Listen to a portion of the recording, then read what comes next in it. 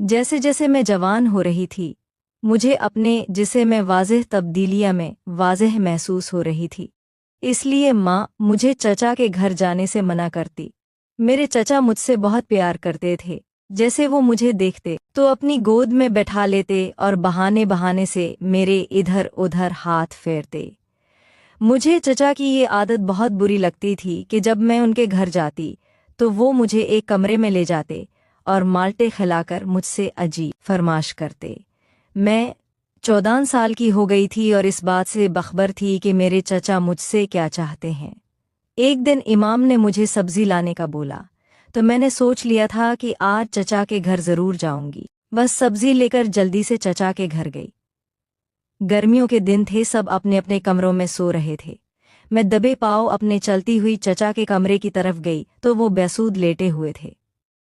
मैंने सब्जी साइड पर रखी और चचा को जगाया तो देखा उनकी आंखों में मुझे देखकर एक अजीब सी चमक उठी थी। मैं पसीने से शराबूर थी, इसलिए चचा की नज़रें मुझे अपने जिस्म पर आर पार होती हुई महसूस हुई। मैं चचा के साथ चारपाई पर बैठी तो उन्होंने मुझे फौरन ही उठा दिया कि तुम्हारी जगह यहाँ नहीं बल्कि इधर है। जैसे ही मेरे नज़र चचा की गोद पर पड़ी तो मेरी जान निकल गए, क्योंकि चचा काटो फल।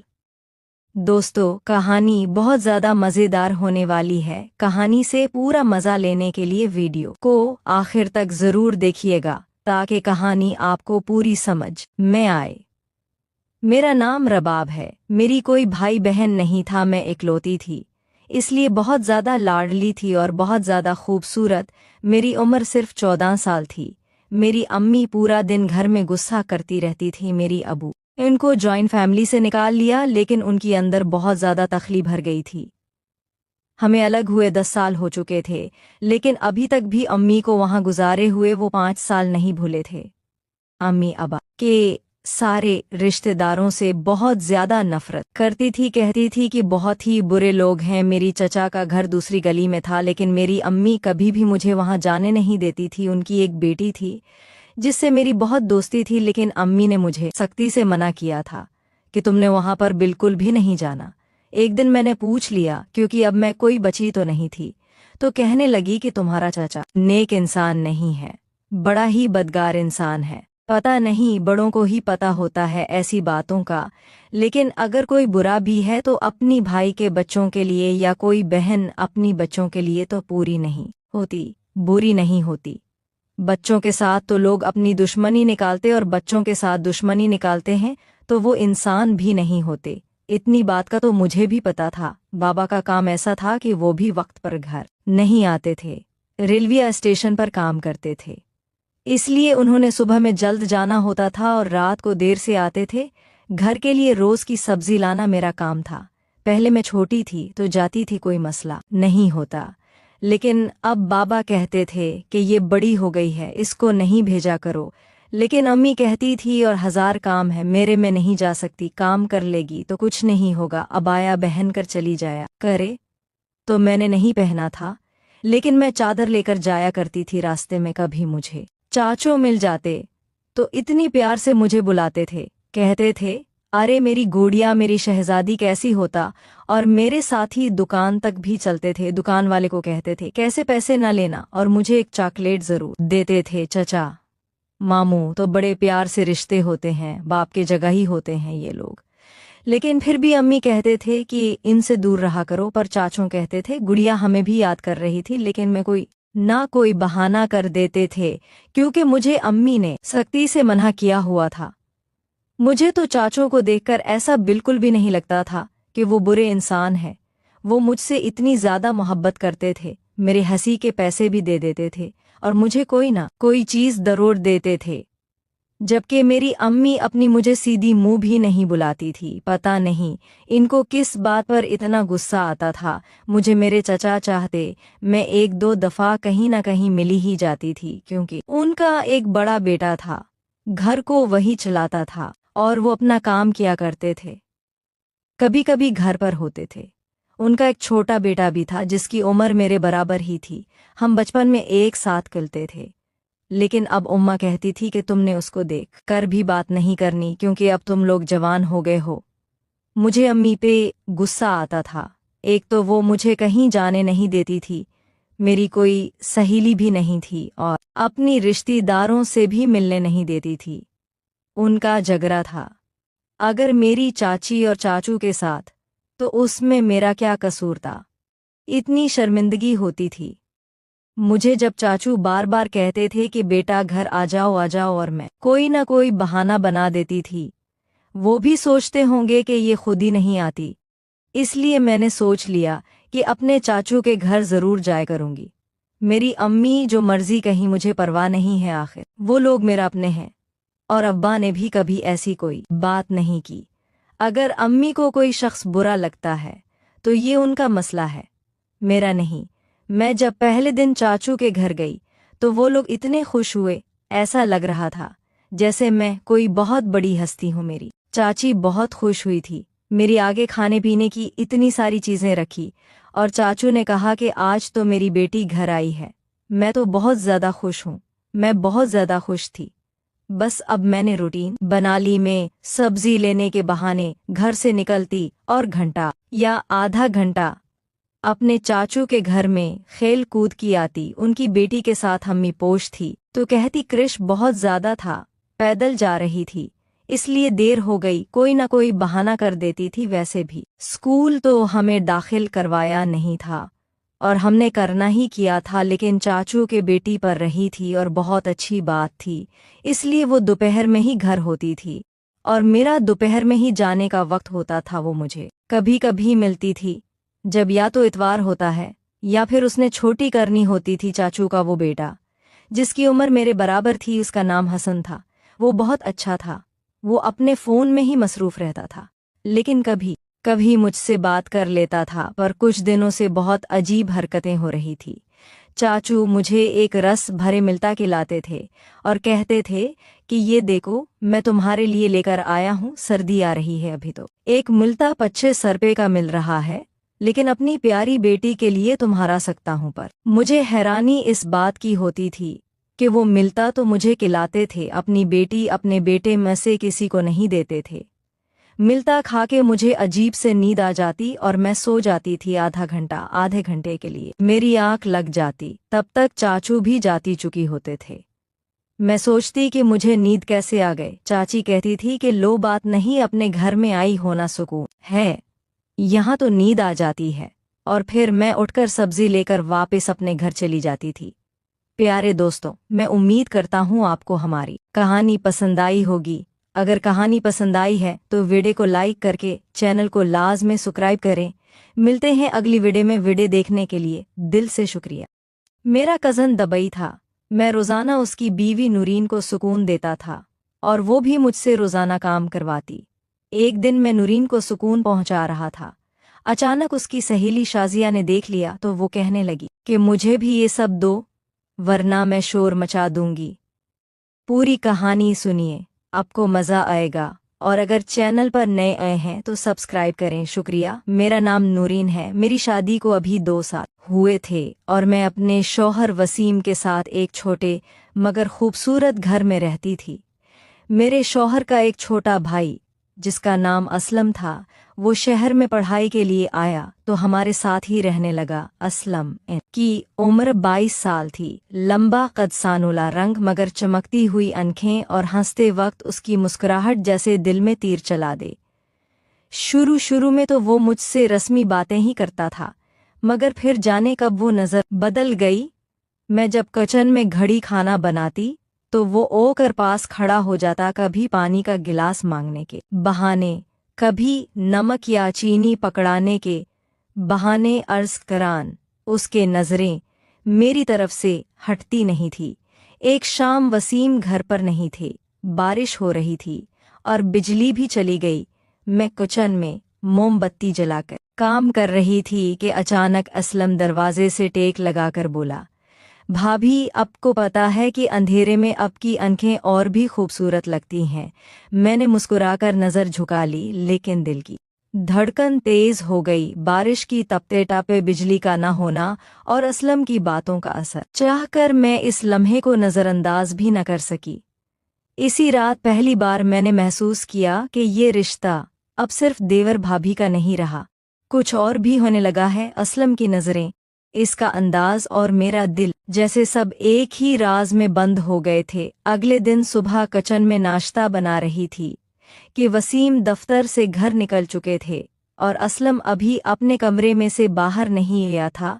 मैं चाय के कप में दूध डाल रही थी कि अचानक पीछे से हल्की सी सरगोशी सुनाई। दी भाभी, आप ऐसी कौन सी खुशबू लगाती है? मैं चूंकि पलटी तो वो बिल्कुल करीब खड़ा था।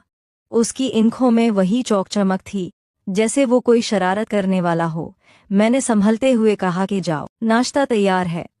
लेकिन असलम एक कदम भी पीछे न हटा, बल्कि वो और भी करीब गया। मैं चाहता हूँ कि आज नाश्ता आपके साथ ही खाऊं। कुछ उसके लहजे में ऐसी नरमी और गर्मी थी कि मेरे दिल की धड़कन फिर तेज हो गई। मैंने चाय का कप बढ़ाया तो उसने जानबूझकर मेरे हाथ को छू लिया। एक पल को जैसे वक्त रुक गया। बाहर हल्की बारिश की, तब तक किचन में हल्की सी खुशबू और असलम का लफ्ज है। मैंने नज़र हटा ली, लेकिन दिल में एक अनजानी लहर दौड़ गई। इसी दिन शाम को हुसैन के ऑफिस से फ़ोन आया जाके वो 4 दिन के लिए आउट स्टेशन जा रहे हैं। फ़ोन बंद होते ही मेरे दिल में एक अजीब सा एहसास हुआ कि 4 दिन और घर में सिर्फ मैं और असलम। रात को बारिश पहर शुरू हुई।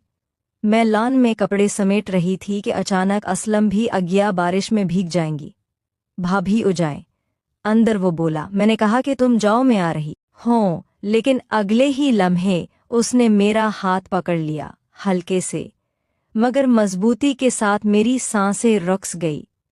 वो बोला, नईम भाभी, कभी सोचा है कि अगर वसीम भाई ना होते? तो मैंने कुछ नहीं कहा, लेकिन मेरा दिल जानता था कि ये वो लम्हा था जहां से कहानी बदलने वाली है। बारिश तेज हो गई थी, बिजली कड़क रही थी और पूरा घर बारिश की खुशबू और ठंडी हवा से भरा हुआ था। मैं और असलम सामने था। आगे क्या हुआ जानने के लिए दूसरी कहानी का इंतजार करें। चाचू ने कहा कि कुछ नहीं होता, मैं तुम्हारा चाचू हूं ना। मैं तुम्हें किसी कसम की कोई परेशानी नहीं होने दूंगा। जो कुछ भी करूंगा आराम से करूंगा। मैंने कहा कि चाचू, आप ऐसी बात कैसे कर सकते हैं? उससे पहले मैंने ऐसा कोई खेल नहीं किया। लेकिन मेरे चाचू तो अब शायद अपने ऊपर काबू नहीं पा रहे थे। चौंकी आके घर में कोई आने वाला नहीं। मेरे चाचू की अभी शादी नहीं हुई थी, इसलिए वो अपने ऊपर काबू नहीं पा रहे थे। लेकिन वो सेहतमंद थे और इतने ताकतवर थे। मैं तो डर रही थी कि आखिर मैं उनके साथ किसी ने खुलाऊंगी। लेकिन चाचू ने जब इस बात की तसल्ली दी कि मैं प्यार लिख लूंगा, तुम्हें मांगी, मैंने कहा कि चाचू, सच में अगर मुझे ज्यादा तकलीफ इस खेल में हुई तो मैं ये खेल छोड़ दूंगी। चाचू ने कहा, छोड़ देना। लेकिन जो बस अब मेरे साथ मुकम्मल खेलना चाहते थे। अख्तर मुझे देखते थे। घर में जब भी आगे पीछे जाती थी, मेरा जिस्म इतना खूबसूरत था और मैं जवान थी। मेरी उम्र तकरीबा 22 साल थी और चाचू की उम्र तकरीबा 23 साल थी। चाचू भी अपने ऊपर काबू नहीं पा रहे थे और मैं भी अपने ऊपर काबू नहीं पा रही थी। जब बीचों मुझे अजीब नज़र से देखते थे तो मुझे उनकी नज़र से भी इस बात की समझ जाती थी कि वो क्या चाहते हैं। मुझे अब इस बात का पता चल चुका था कि चाचू अब मुझे नहीं छोड़ने वाले, मैंने चाहती हूँ। वो कहा कि ठीक है। कुछ देर के बाद अब कमरे में हम दोनों अकेले, फिर घर में, और कोई भी उन्हें वाला नहीं था। चाचू ने आखिर अपना खेल शुरू किया। शुरू में तो मुझे इतना ज्यादा इस काम का तजर्बा नहीं था। चाचू से भी कुछ सही नहीं हो पा रहा था। जादू जब भी खुलते तो कुछ ना कुछ गलत हो जाता। मैंने चाचू को कहा कि क्या आपने उससे पहले कभी किसी के साथ ऐसा खेल नहीं खुला? चाचू ने कहा कि सच बोलो, मैं नहीं। अगर ऐसा खुला होता तो कुछ तो तजर्बा होता। उसके बाद मैंने कहा कि क्या आपने इस तरह की कोई मूवी भी नहीं देखी? तो देखता हूं। मैंने कहा, चाचू, तो फिर आप इस खेल को अच्छी तरह से क्यों नहीं खेल पा रहे? उसके बाद मैंने एक मूवी का कल बुलाया, जिसे चाचू को अब काफी हद तक तजर्बा हो चुका था। चाचू ने कहा कि तुम ऐसी मूवी देखती हूँ, वो क्या करूं? चाचू, अब जवान हो चुकी हूँ, मेरी शादी ना करें तो मैं क्या करूं? मैं भी आपको देखती थी, कभी दिल करता था कि मैं मुकम्मल तौर पर आपके साथ खेलना। अब जो भी है, आज मैं भी मुकम्मल तौर पर आपके साथ खेलना चाहती थी, और अच्छा हुआ कि आपने खुद मुझे बता दिया। ठीक है। कुछ देर के बाद चाचू ने आखिरकार अब सीन के हिसाब से अच्छा खेलना शुरू कर दिया था। अब जैसे ही उन्होंने खेलना शुरू किया था, मुझे बहुत ज़्यादा परेशानी हो रही थी। अचानक जैसे ही वो अपने मकसद में कामयाब हुए तो मेरा दिल से बुरा हाल था। मुझे इस बात का बहुत ज़्यादा दर्द हो रहा था। मैंने कहा कि चाचू अब खेलना जानते ही नहीं थे, थोड़ा-सा। तो ख़्याल करके आपने कहा था कि मुझे उस खेल में किसी किस्म की कोई परेशानी नहीं होगी। यहाँ से चाचू ने कहा कि अब जो भी है, मुझसे नहीं हटा जा रहा। वो अब आएगा, और बेअख्तियार हो चुके थे। मैं रो रही थी, मुझसे अब खेल में कोई मज़ीद काम नहीं हो रहा था। मैंने कहा कि चाचू, मैं नहीं खेल रही मैं। बस वहाँ से हटकर चली गई। चाचू ने कहा कि अब क्या हुआ होना, तो खेलना आ चुका है ना। अब तुम परेशान क्यों हो रही हो? आप जैसा तुम चाहोगी वैसा ही होगा। मैंने कहा कि चाचू, आपने वादा तोड़ा है। आपने कहा था कि आप मुझे परेशान नहीं करेंगे, किसी किस्म का दर्द नहीं करेंगे। आपने जिस तरह से मुझे अज़ियत दी, ऐसा तो कोई नहीं करता है। ज़रा भी मेरा ख़याल नहीं किया। चलो, वो अब ऐसा नहीं होगा। अब चाचू ने दोबारा मुझे बुलाया, और चाचू ने अब कुछ प्यार के साथ खेलना शुरू किया। अब मुझे भी कुछ देर के बाद काफ़ी रही थी। मुझे काफ़ी सुकून हो रहा था। मैंने कहा कि अब ऐसा आप करेंगे, तो तब भी हमारा खेल मुकम्मल होगा। अब चाचू को अब भी इस बात की समझ चुकी थी कि अगर वो मेरे साथ प्यार के साथ नहीं खुलेंगे, तो मैं सच में उनके साथ नहीं खेलूंगी। मुझे इतना ज़्यादा दर्द और तकलीफ इस खेल में हो रही थी। मैंने इसलिए तो यहाँ से जाने का फैसला किया था। लेकिन एक बार फिर अपने चारों की बात मानकर मैंने खेलना शुरू किया। अब मेरे चाचू काफ़ी प्यार से अपना खेल मुकम्मल कर रहे थे। मुझे भी अब काफ़ी अच्छा लग रहा था। कुछ देर के बाद हमें बहुत ही ज़्यादा खेलने का तरीका चुका था। हम दोनों काफ़ी ज़्यादा खुश थे, क्योंकि अब तो हम दोनों काफ़ी राहत ले चुके थे। अब तो दूसरा राउंड शुरू हो चुका था, जो अब काफ़ी अच्छा खेल रहे थे। मुझे भी उस काम में काफ़ी नहीं सुकून हो रहा था। मैंने चाचू को कहा कि आप बहुत अच्छा खेलते हैं। चाचू ने कहा कि पहले तो डर कर भाग रही थी कि जैसे मुझे खेलना नहीं था। अब अच्छा खेल रहा हूँ। आप काफ़ी हद तक हम एक दूसरे के साथ इस दुनिया में गम थे। कोई देर के बाद हम दोनों ने उस खेल को मुकम्मल किया और अपने काम में मसरूफ़ हो गए। अब उम्मी और अबू में आ चुके थे, और घर में अब शायद हमें अपने-अपने काम को करना था। अक्सर जब घर पर कोई ना होता तो चाचू और मैं उस खेल को खेल लेते। काफ़ी अरसे तक ये खेल जारी रहा, और उसके बाद कुछ अरसे के बाद एक दिन चाचू और मुझे ये खेल खेलते हुए मम्मा ने देख लिया, जिस पर मामा ने बहुत ज़्यादा किया, और मामा ने आखिरकार बाबा को कहा कि उसकी शादी कर दो। उसके बाद मेरी शादी होगी, और मैं यहाँ से बहुत चली गई, और फिर कभी भी मैंने अपने चाचू से राब्ता नहीं किया। इस तरह मेरी कहानी का अख्तिताम हो गया। उम्मीद है ये कहानी पसंद आई होगी। मज़ीद कहानियों के लिए हमारे चैनल को सब्सक्राइब करें।